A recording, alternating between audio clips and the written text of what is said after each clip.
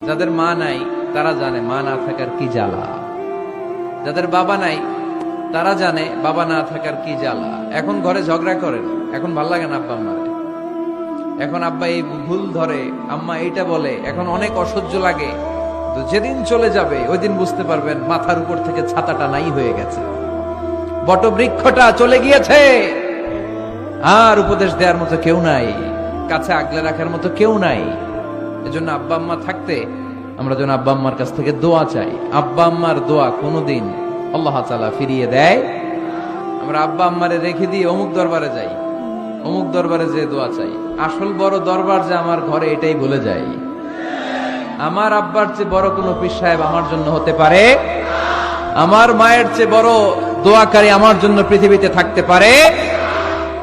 পৃথিবীর সবাই মিলে, সব আল্লাহর ওলিরা মিলে কোরআন খতম দিয়ে এখানে ফু দিল একটা গ্লাসের পানির ভিতরে, আপনার আম্মা কিংবা আব্বা শুধু বিসমিল্লাহ বলে আর একটা গ্লাসের পানির মধ্যে ফু দিল, মায়ের দোয়াটা মুহূর্তেই কবুল করে নিবে কে? আম্মা আব্বার চেহারার দিকে তাকালেই কবুল হজের সওয়াব দেয় কে? হজ করে আসছেন কারা কারা দেখি?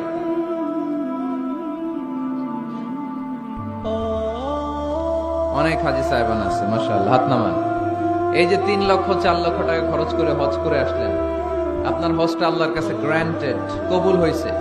এরকম কবুল হয়েছে এই মর্মে হাত তুলতে পারবেন কে কে দেখি? হুজুর আমি নিশ্চিত আমারটা কবুল হয়েছে। নাই, কারণ কবুল করার মালিক কে?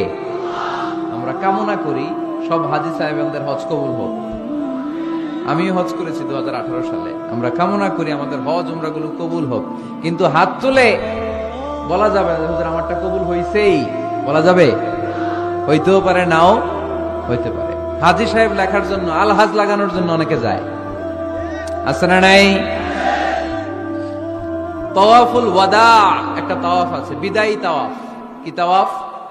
হজের সব কাজ শেষে ফেরার আগে কাবা ঘরের সাথে দেখাটা, মোলাকাত করে আসতে হয়। আল্লাহর হাবিব বললেন সর্বশেষ দেখাটা যেন কাবা ঘরের সাথে হয়, 7টা তাওয়াফ যেন সে করে। তো এক লোক 6 তাওয়াফের পরে ফোন আসছে দেশে, তো মেয়েরে বলতেছে মা আর একটা তাওয়াফ বাকি আলহাজ হইতে, একটু পরে তুই ফোনটা দে, একটু পর দে, আলহাজ হইতে আর একটা তাওয়াফ বাকি। তো উনি গেছে কি হওয়ার জন্য? আলহাজ হওয়ার জন্য। নামের আগে আলহাজ লাগাবেন না। কেউ যদি আপনারে বলে হাজি সাহেব, বলুক, কিন্তু আমি হজ করছি একজনকে দেখানোর জন্য। তিনি কে? আল্লাহ। এজন্য ইখলাসটা বড় জরুরি। লোক দেখানো মনোভাব আমাদের সবকিছুকে ধ্বংস করে দেয়। তো যারা হজ করেছেন কেউ কিন্তু হাত তুলতে পারলেন না যে হুজুর আমি 100% কনফার্ম যে আমার হজটা কবুল হয়েছে।